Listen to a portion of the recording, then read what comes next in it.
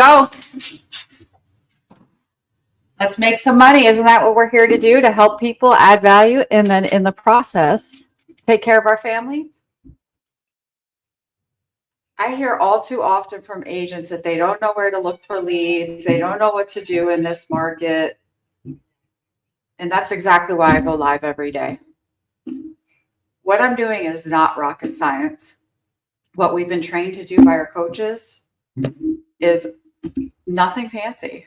All we have to do is talk to at least one or two sellers every day that needs our help. So that's why I make these conversations live, so you guys can see exactly what's going on in the real world. Hey, Naz, how are you today? I have a feeling you got good news. Was your heart, or bad news, I should say. Maybe it's good or bad. I don't know. Was your hardship was the hardship on your short sale denied?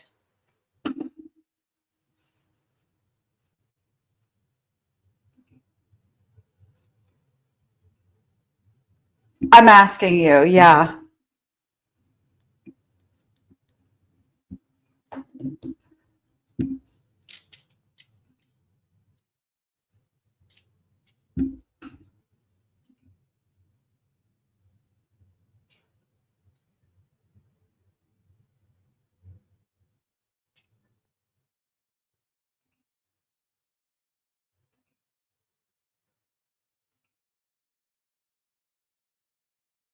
Oh, awesome.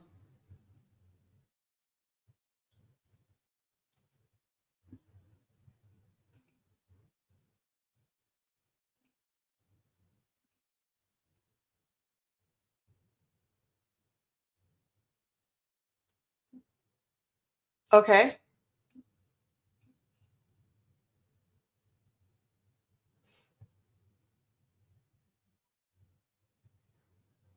Sure. Okay.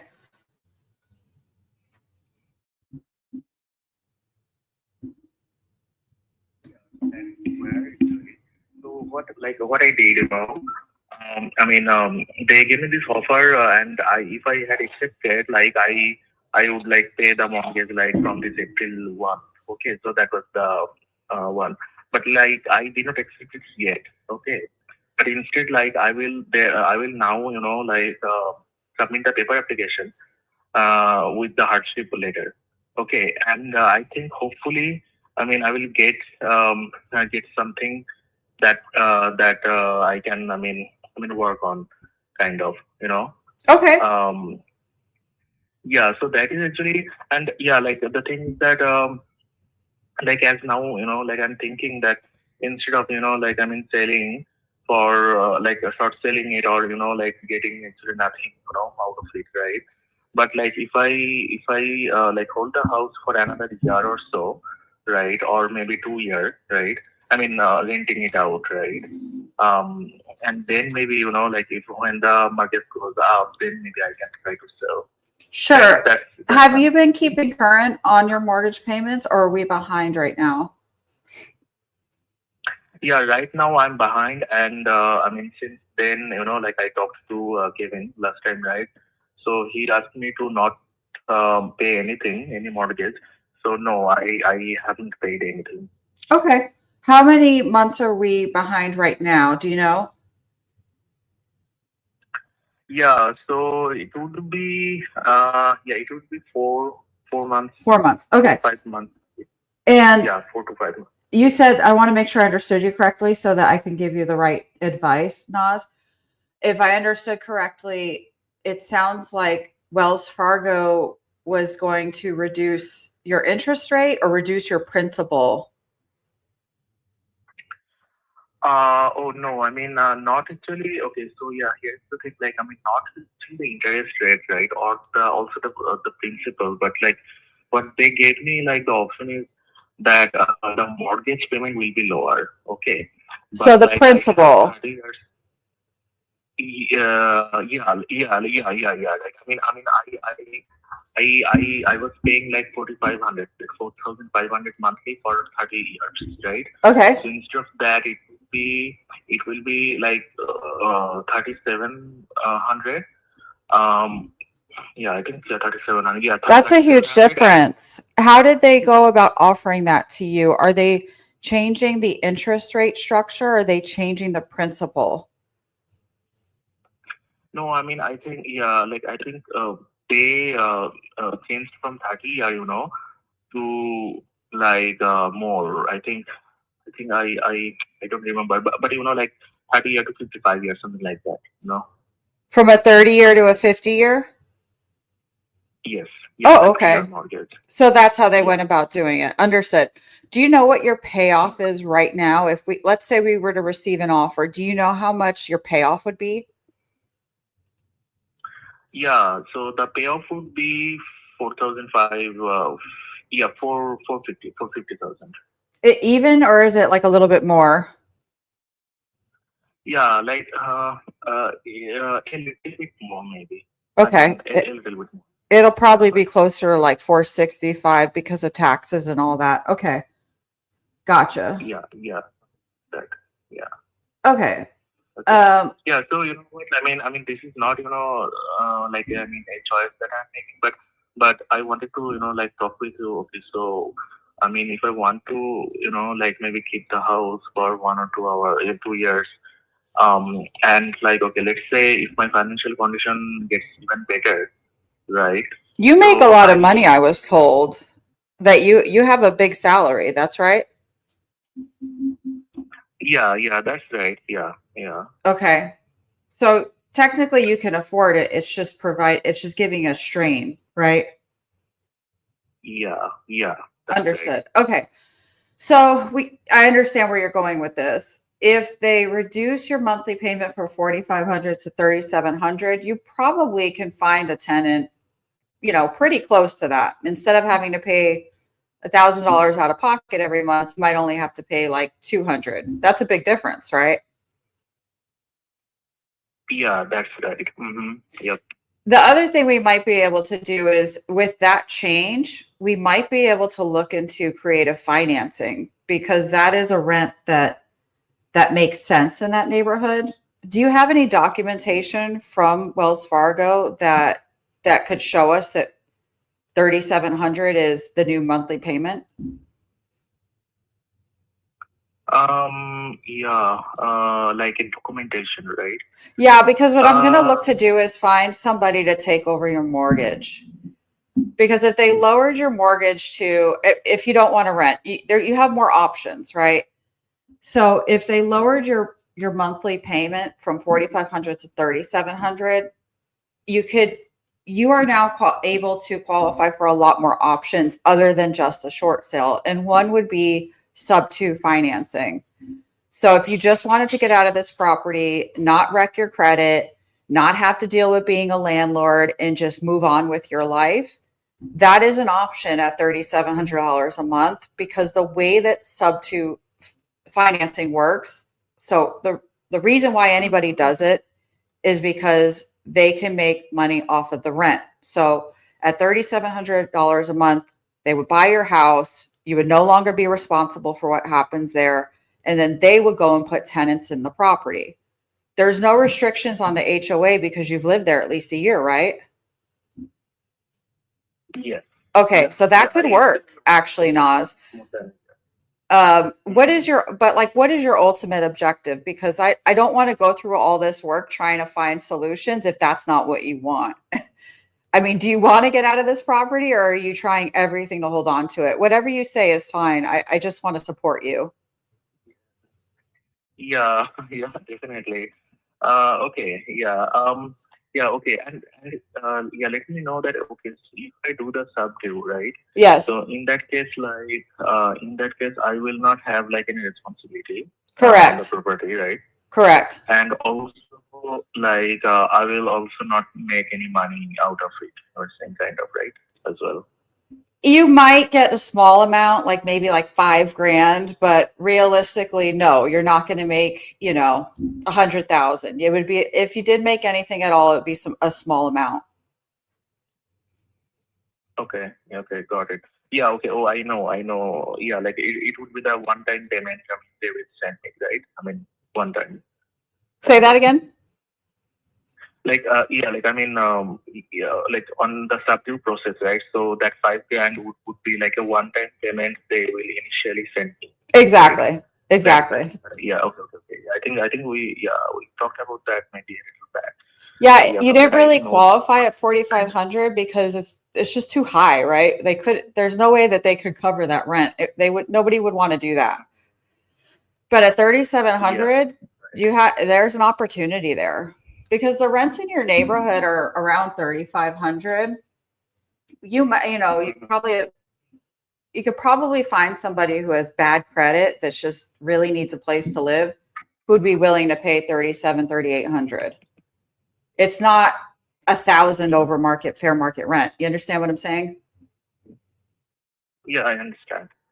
Okay, and one more thing. Yeah, so uh, what was the other question that? Yeah, okay, like like if I do go with the subdue route, right? But would there be like any option like at later point if I want to change my mind and I want to keep the house? No, Uh, no. okay, okay, yeah. So that is not an option, right? Yeah. Um. Okay. Yeah. So I mean, yeah. Do you mind, like if I try to think on it, kind of, Yeah, for and sure. then Take I your can get. time. We can definitely put the house up for rent at the same time it's up for sale. Just see what kind, you could even Okay. do both at the same time. You can get a tenant in there and then continue to try to sell it. And then, investors are going to be interested. Like if we get lucky and somebody comes in and says, "Hey, I'll pay you $3,800 a month," an investor might have more interest in purchasing your property. Mm, yeah. Okay. Right. Yeah. But Has yeah. Like Kevin not been yeah. answering your calls?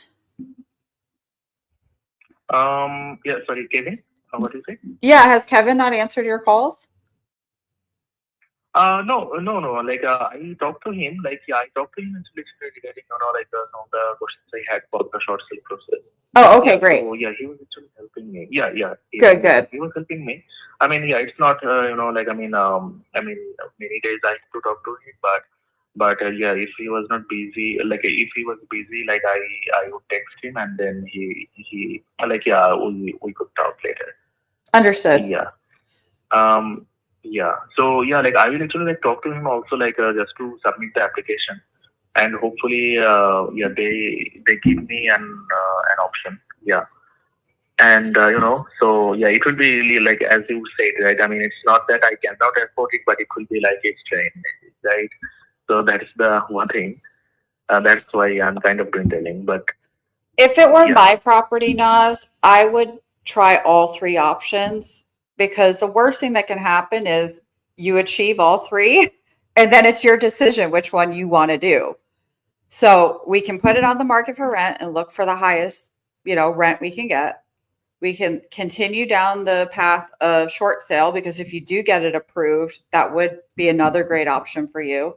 And then we can also speak to a few sub two creative financiers and see what you could get in terms of if there's a little payment that you would receive, what that would look like. And, having all three options is better than having none, don't you think? yeah, I agree. Yeah, I agree that. So that's probably the path I would take. But, whatever you decide, Kevin and I will support you 100%. We'll do whatever it is you want to do.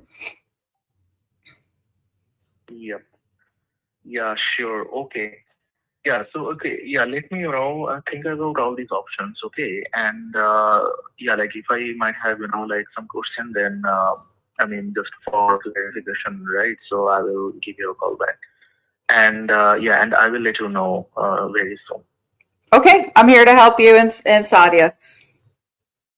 Sure. Mm. Yep. Thank you. Yeah, and I can just call on this number, right? Yep, this is my phone. Yeah. Okay. Sure. Yeah. It's good to hear from you, Naz. Thank you. Yeah. Thank you. My pleasure. Yeah. Talk to you soon. Sounds good. Bye Yeah. bye. Okay. Thank you. Bye.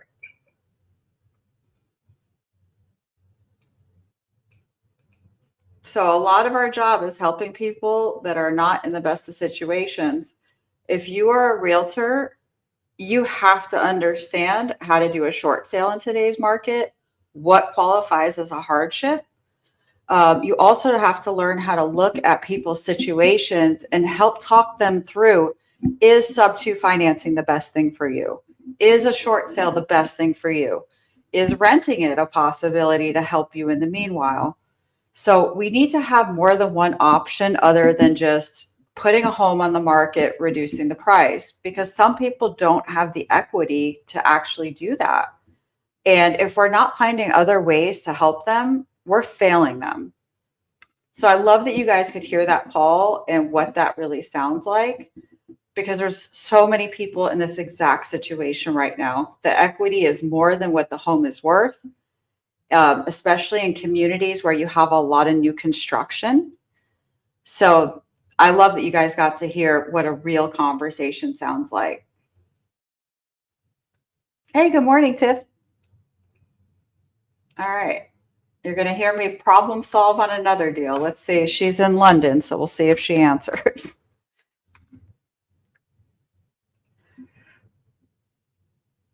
Usually at this time, I'm prospecting, and I am technically prospecting, but I wanted you to hear what solving problems for clients sounds like. So I'm letting you hear conversations with current clients.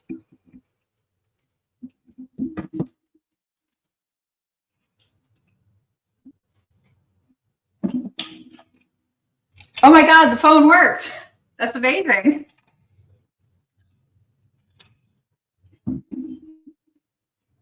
Oh goodness, but the service isn't great. Can you hear me? What? Okay, perfect. So a lot has transpired, and so number one, we need to call Baker's Brothers, and they need to refund you because they didn't actually do anything when they came out. I'm happy to call for you, but the part on the water heater that is broken is not repairable. And we found out from calling Home Depot. You bought that water heater at Home Depot, right?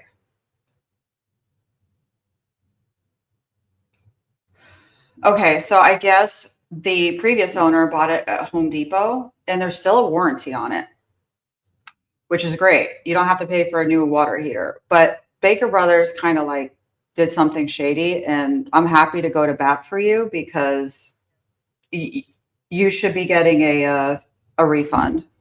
Can you hear me? Okay. So, yeah, I have WhatsApp.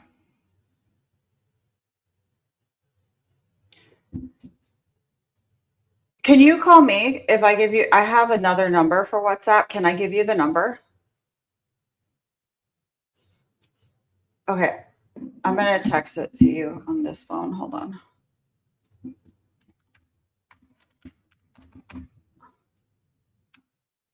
That's my WhatsApp number.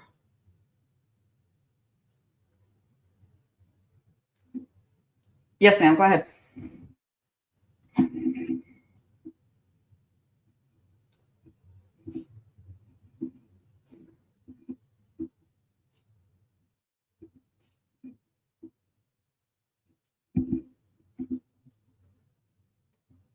Any of you guys ever had issues with inspections? This is a pretty serious inspection issue, but we're going to get it worked out, and you're going to see how I work these things out live without giving up any money, because sellers hate giving up money.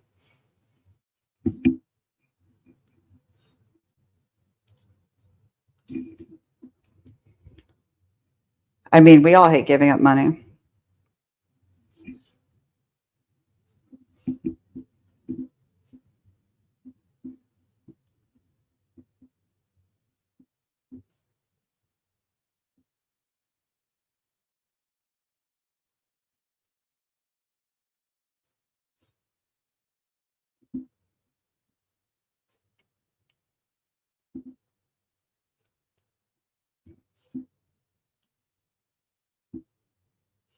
All right, she's going to call me back.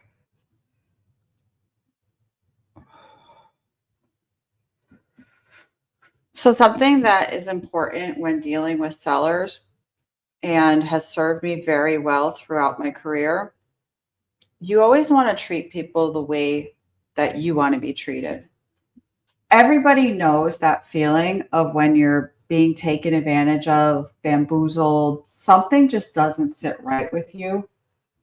And the minute your seller client feels like that about you, the transaction's like pretty much done. You're going to spend more time fighting and just unpleasant once they feel that way about you.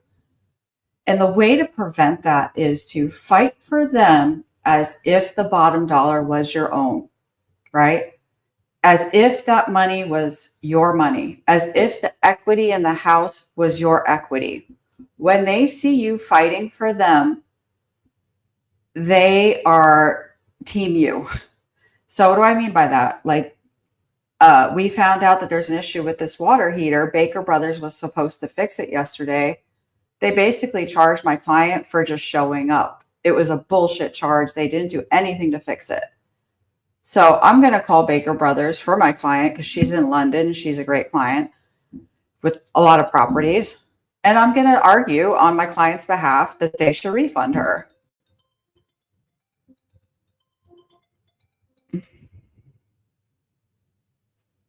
Hey, I'm on the other line with the seller. Can I call you back? Thanks. So what we want to do is we want to treat people the way that we want to be treated. You wouldn't like it if somebody nickel and dimed you and your representative was like, okay, no problem. Just don't worry about it. You would get very frustrated with that person. If any of you ever had to go through divorce or like a legal issue, and you could tell that your attorney was just going through the motions and not actually helping you, that's the feeling that buyers and sellers get when a realtor isn't properly serving them. And it's extremely frustrating. If you've ever had a legal issue where you knew your lawyer was just not defending you properly, it's extremely frustrating. So if you really want to get referrals and grow a big business, it should become your job to take full responsibility for everything that happens and ensure that your clients know, hey, this person has my back. They're fighting for me. They're going to ensure that all of my interests are covered. And once you give buyers and sellers that feeling, they don't care about paying you whatever commission you ask for. They don't. I get 4% on buyers reps. I get 4% on listing agreements. And it's because my clients are happy to pay it. They're like, this person is on my side. They are advocating for me. I don't mind to pay them. The reason why some of your clients are arguing with you over your fees is they don't feel like you're providing enough value. They don't feel like you have their best interests at heart, at mind, whatever you want to call it. So if you want to get paid more and you want to command higher commissions, start with providing more to your clients. And the best way to do this is just like it says in the Bible, just like your parents told you when you were a kid, treat people the way you want to be treated. If you do that, you'll make more money. All right, I got to call my client back.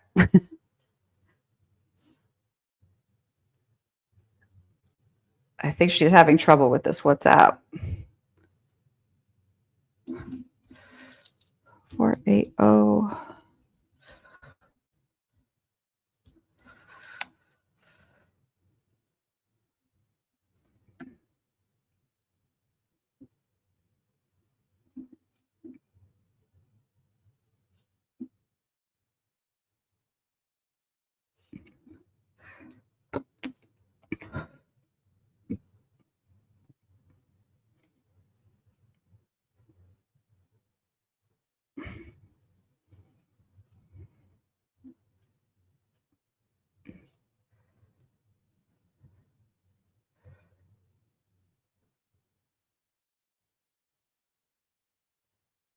All right, Jeff.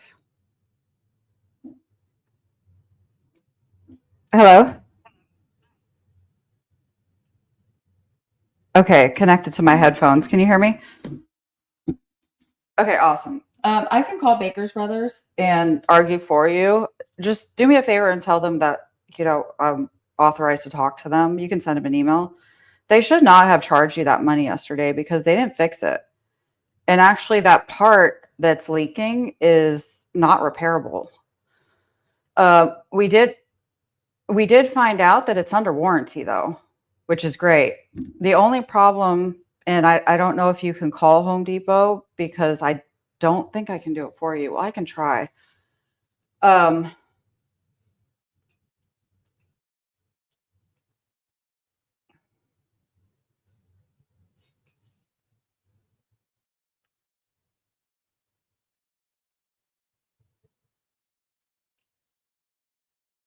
Gotcha.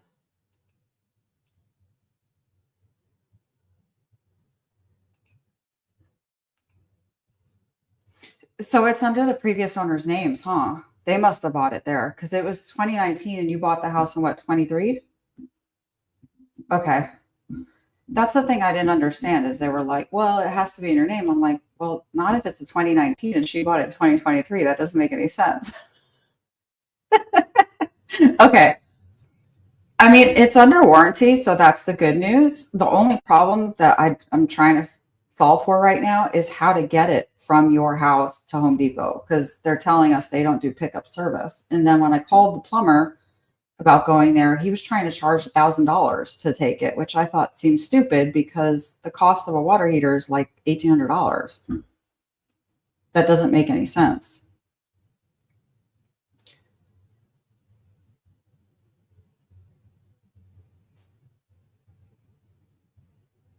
The inspector was there yesterday, and the information we got was from him because it was still leaking after Baker Brothers came and charged you. And the inspector said this is like a defect in the water heater itself. This isn't repairable. And then that's how we found out through researching the warranty that it's actually still under warranty.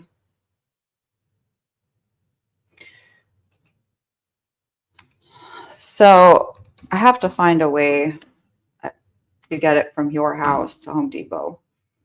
But that's what's going on. I don't think they found anything else. I haven't gotten an official repair amendment yet.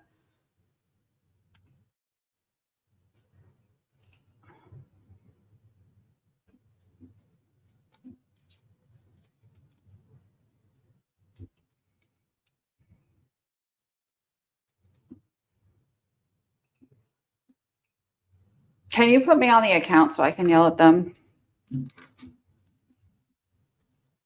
Okay.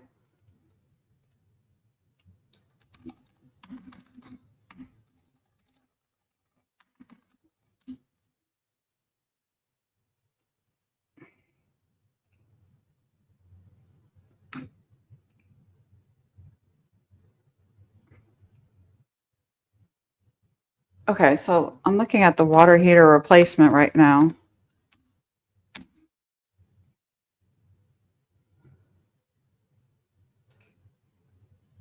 What type of water heater do we have? We have a gas tank or electric tank? That's what I thought too. Okay. Address 3 Altman Court. There's only one that has an issue. Why doesn't it show me?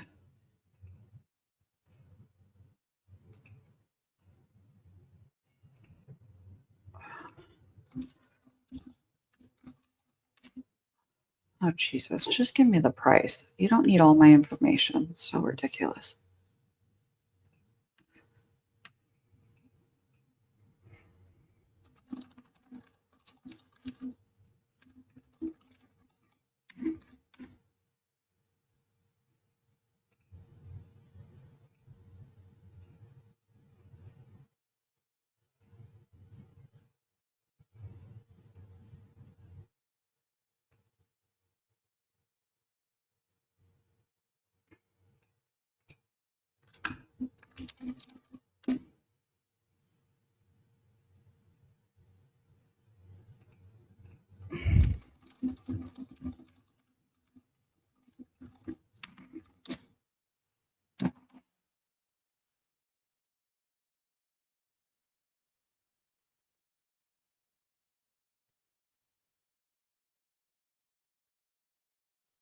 Yeah, a water heater is like $1,200.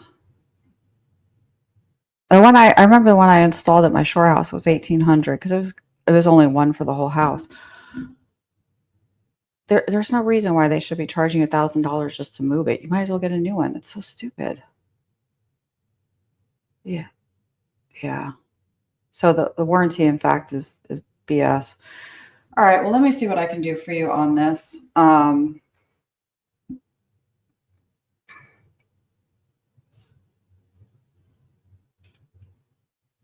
The inspector came in and said that this is a non-repairable part, and the inspector said Baker Brothers should have never charged you, and that they did not fix it.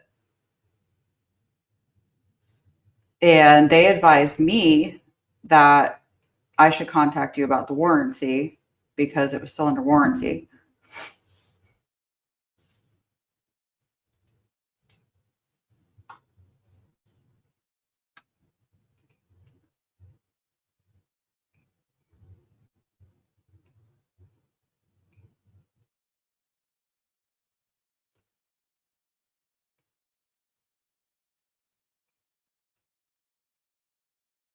Okay.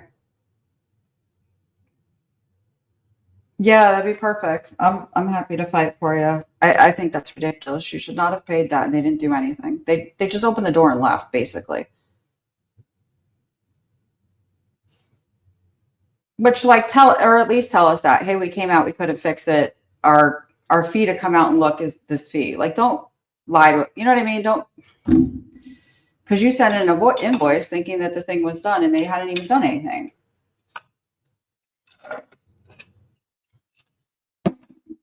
Which could have actually created a legal issue for you. It should have this buyer been a jerk and been like, oh, I want to sue you because you said you fixed it and you didn't. Like, this is a real problem that they charged us for not doing the work.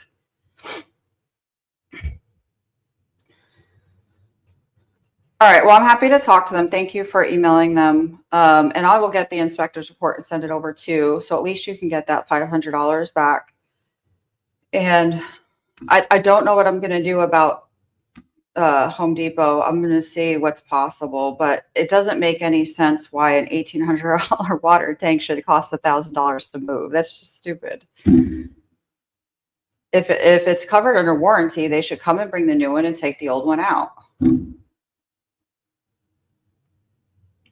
So I guess what I'll do is just call them myself, and um, I'm not going to act like I'm you because that would be deceitful, but just see what kind of information I can get.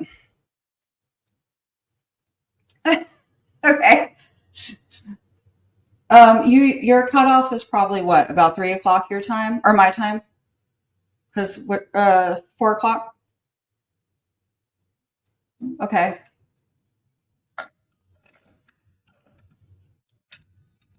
Okay, so that's like 4 o'clock my time. Okay, cool. All right, well, let's get this straightened out today because I think, barring this, we're going to be under contract. I don't believe the inspector found anything else significant. I know. I was trying to find a polite way of saying, like, don't even bother us, but I was like, okay, I can't tell them not to do an inspection because that's, you can't do that. But I was like, don't even think about nonsense. You have. Okay, Paul.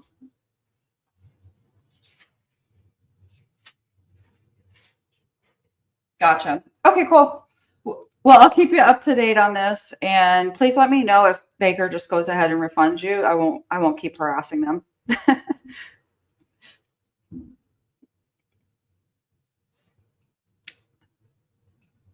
Perfect. All right. Bye-bye.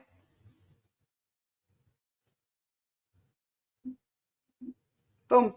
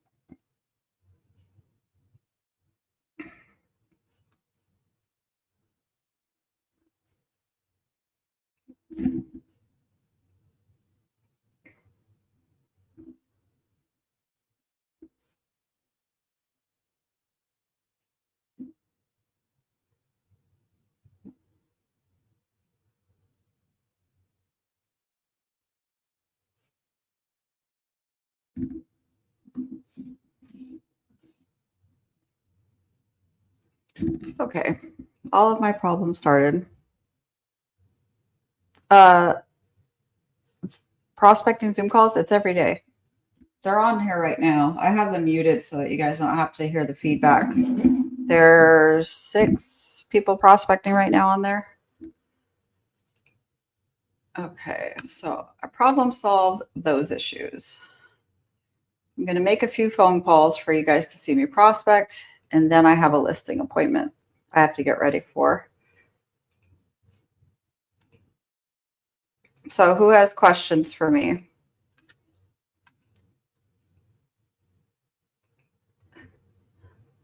Yeah, my pleasure.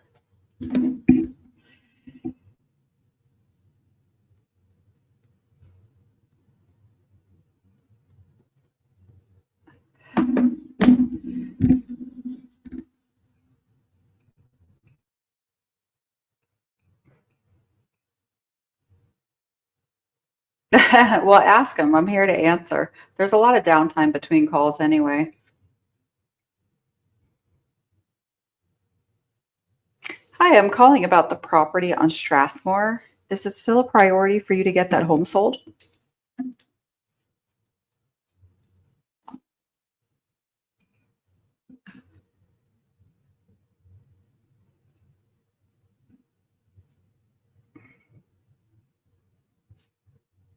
Whenever people hang up on me, I always call them back. Probably 2 or 3 times sometimes.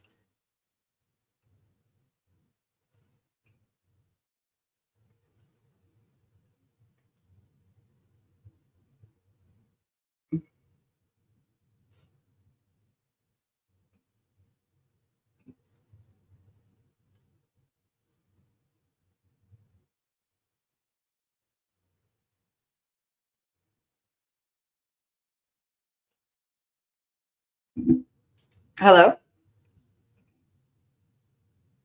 Do I circle prospect? Yes, I do. In fact, I have a listing appointment. The listing appointment I have this morning is from Circle Prospecting, a just sold that we sold. I sold. When did it close? Estoy buscando al dueño de una casa en Arlington. ¿Está usted? 4223 Cascade Drive. Ok. ¿Cómo se llama el dueño o la dueña?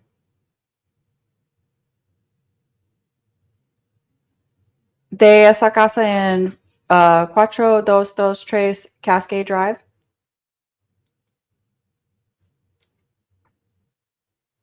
¿No se encuentra?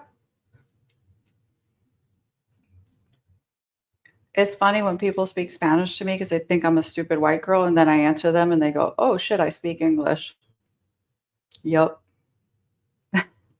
I guess that works with some folks. Yeah, circle prospecting is great. I have a listing appointment this morning from doing just sold calls around a listing that I sold.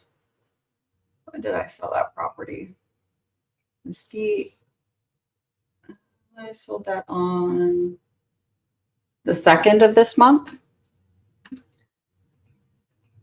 So, yeah, I would. A lot of people think that your just sold calls have to happen like immediately after you sold it. I mean, I made the calls yesterday. Yesterday was the 15th, and I sold it on the 2nd. So it doesn't have to be like you sold it yesterday. You can call old solds too. And just listed calls are great. The thing about just listed calls is neighbors who are thinking about selling are going to ask you questions, and you're not going to realize it when you first start doing it. You're being interviewed. When they start asking you questions like, well, how is it going? Yeah, wasn't it on the market with somebody else for a while? They are interviewing you. So whenever you get questions like that about just listeds, try not to get like defensive because the questions can come off rude, but it's really just their curiosity to see, oh, what is he or she going to do? I might want to use them. I'm looking to see what you do. Is it different? Hi, is this Shaniqua?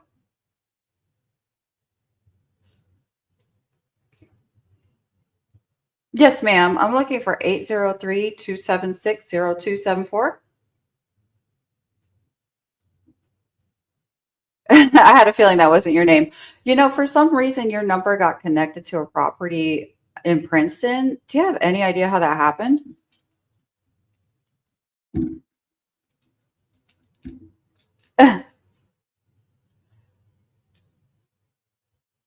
Yes, ma'am.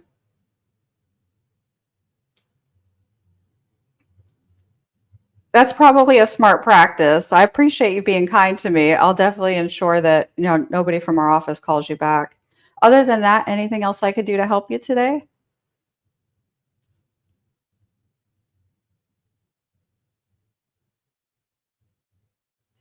Well, you're probably getting calls from realtors all over Dallas Metroplex right now because your number came up on a list of homes that expired.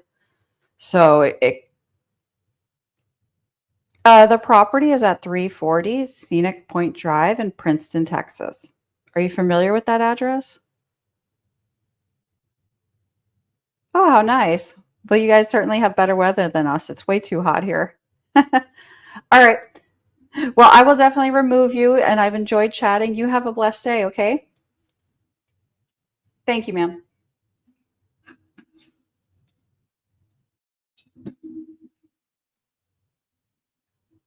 Can you call in others just listed? Sure.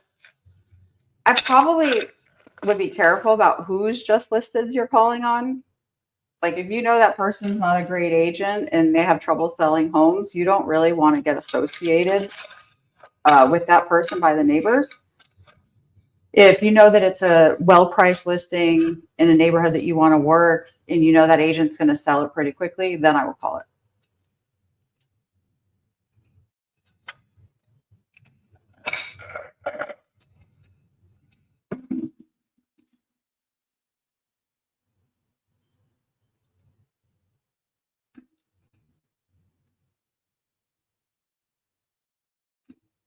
That's a great question.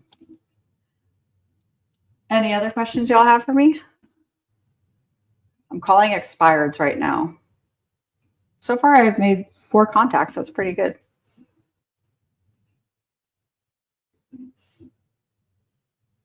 Yeah, people always want to go after the high end. Ensure that that person actually sells high end, that they don't just list high end. My experience with a lot of quote unquote luxury realtors is they're great listing agents, not so great at selling the homes. So just ensure that, it's a home that's actually going to sell. And in general, that's true of a lot of higher priced homes. Wealthy people, they typically, like very wealthy people, unless they get their price, they're not going to move. So if you know that a home is overpriced, like by a million, I wouldn't bother. Because here's the deal, right? If you're a really wealthy person, you got options. If you want to move, you don't need to wait for that home to sell. You can rent it, you can take a HELOC, you can let friends and family use it if you're concerned about squatters. People who are very wealthy typically have a lot more options and they don't really tend to have a high motivation unless there's a compelling reason why they need to get their cash out. What are compelling reasons for the high net worth? When they say things to you like, I need a cash out of this because there's an investment I'm looking at and I really, really want that investment. Hola, hi, is this Guadalupe? Uh-huh. Yeah, my name is Jessica Nelson. I'm looking for the homeowner at 1717 Britton Street in Fort Worth. Is that you, ma'am?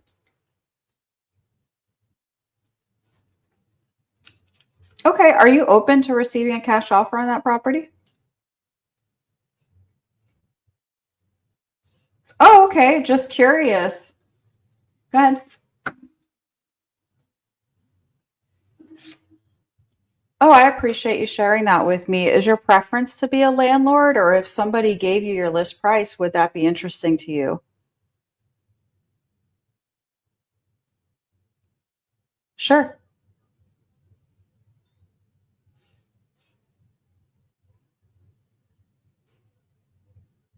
Uh-huh.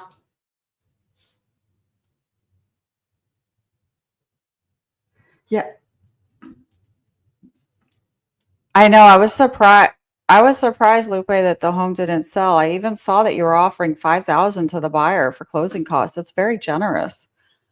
Do you do you think that there was maybe an issue with the agent, or do you think like if generally when we see that, Lupe, like there's not a problem with the house, there's an issue with the agent's skills. Like if somebody came to you today and said, "Hey, I have 310 all cash, paying you in 30 days," would you consider it?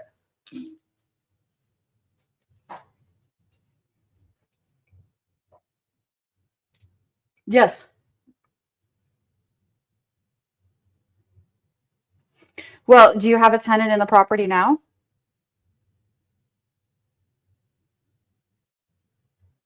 May 1st. Okay. Do you know how much they're paying? Do you know how much they're paying? Yes, ma'am. Their rent. 2,200. Okay. And do you know what your taxes and is there, I don't think you have an HOA, right? Okay. Do you know what your yearly taxes are?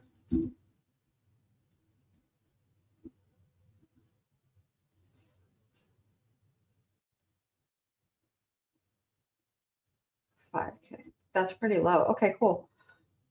I'm asking you these questions to see if I can bring you an offer because investors will ask me. They'll say, "Hey, okay, what are the taxes? What's the HOA? What's the carrying cost?" At 2,200 a month, are you going to be receiving profit from this? Or are you breaking even on your mortgage? No, that's awful. How can you pay for somebody else to live in your house? So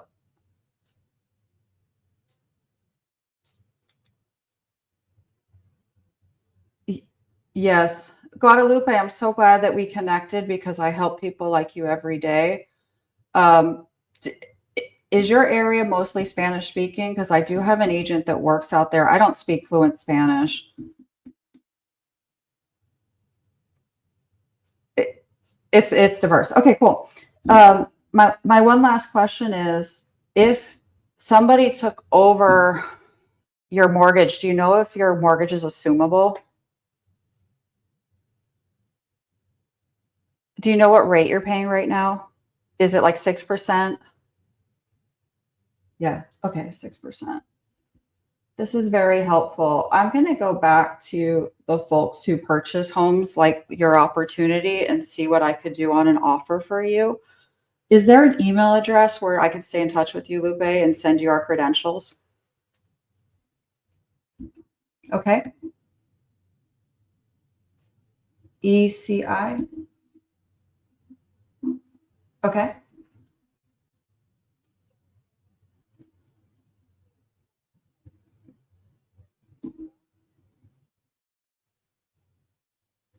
Yep.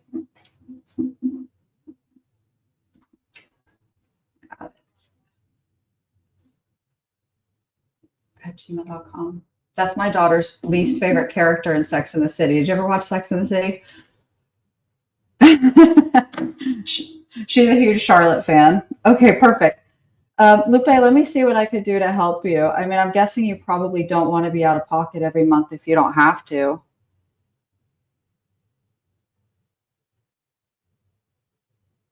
Sure.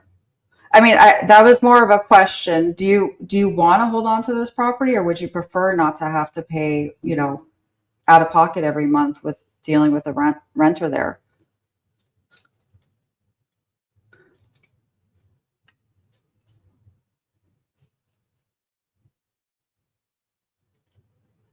I appreciate that honesty. That helps me know whether I should work my hardest to find a solution or just let it be. Okay. Thank you for that honesty. Let me see what I can do to help you. And you have a great rest of your day, Lupe. Bye bye. So, generally, when people tell you that they rented the home for less than what their mortgage is and you have a solution, They're very happy. They're like, yay. When someone is like, okay, that's kind of a red flag to me, because why am I going to go out and hustle to find a solution for you? And you're like, not sure. That's a sign that the motivation is not really high. So somebody like this, I'm probably going to pass the lead to one of the other elite builders that works this type of transactions. And they'll probably throw them like a sub-2 offer or some sort of solution that could help her.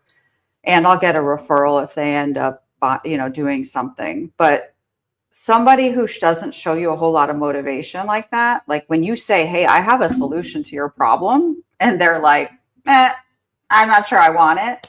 Like, I wouldn't bend over backwards to help them, because they're just maybe not that motivated. And that's okay. That it's completely fine. A lot of people are under the hopes that the market is going to drastically improve. And I think that's because if you look at what happened during COVID, a lot of people forget this, but there was a period where the market went down in the beginning. The market was pretty bad for a minute. And then all of a sudden, when they dropped the interest rates, it was like the hottest market we've ever had, right? COVID was a crazy market that probably some people have never seen in their life. So some folks are under the impression that that is going to occur again. And they're a little bit afraid to let go of their properties because they think they're going to miss out on what could be a potential boom. And that's okay if people feel that way. You're not going to convince them otherwise. If this is what they believe in their heart, they're going to be close to you talking to them about anything else, any statistics you send them. They won't want to hear it. So we always want to serve people where they are at. Is a difference between a condition and an objection. And it's very important, if you're a prospector, that you understand the difference between conditions and objections.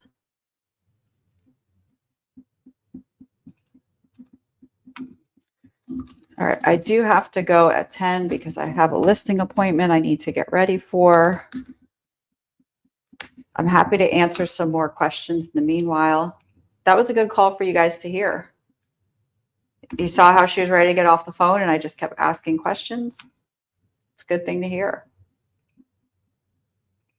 So I'm going to refer this gal to Liz because Liz does a lot of interesting stuff.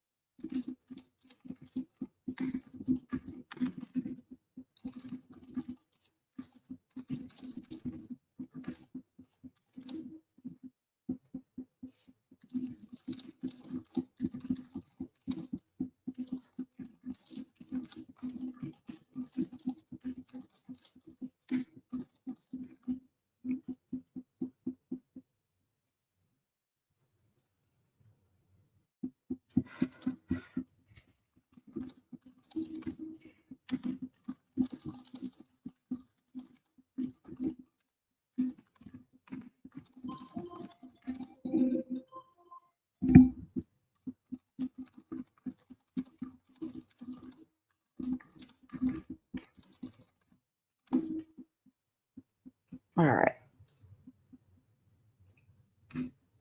So for somebody like that, I'm not going to waste my time doing a video. I'm just going to move on to the next one. Videos are good for people that you want to do business with, that they're maybe a little bit hesitant because you're just a stranger over the phone. You want them to feel more comfortable. You want them to feel like they know you. I wouldn't waste my time if you don't feel like someone's a serious potential client. Just move on to the next.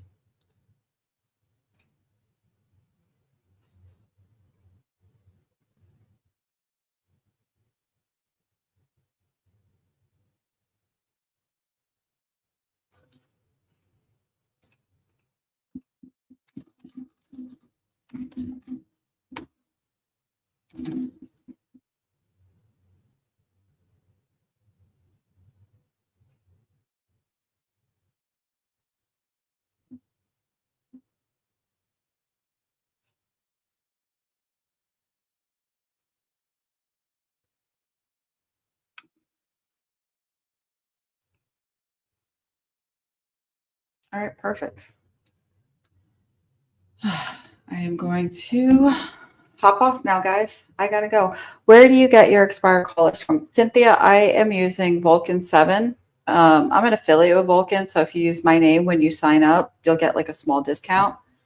And I just started using the Enzo dialer, which is why you guys are hearing me make more contacts. So I take the data from Vulcan 7 and I put it into the Enzo dialer, and I'm able to make a lot more contacts per hour. I'm also affiliate with Enzo Dialer, so if you wanted to get a discount code for that as well, just send me a DM and I can, get you that. You also would get the VIP white glove treatment of learning how to use the dialer from one of their concierge representatives. So, learning new systems and new technology, it can take more time than it should, which hurts your business because time is everything for you. Having that concierge help onboard you will save you guys so much time, and that is worth money to you. I do have to go though, because I have a listing appointment very soon. I need to do the CMA. I need to get the listing agreement from my transaction coordinator. So I hope you guys enjoyed today. I think it was great for you to see how to talk to sellers in today's market.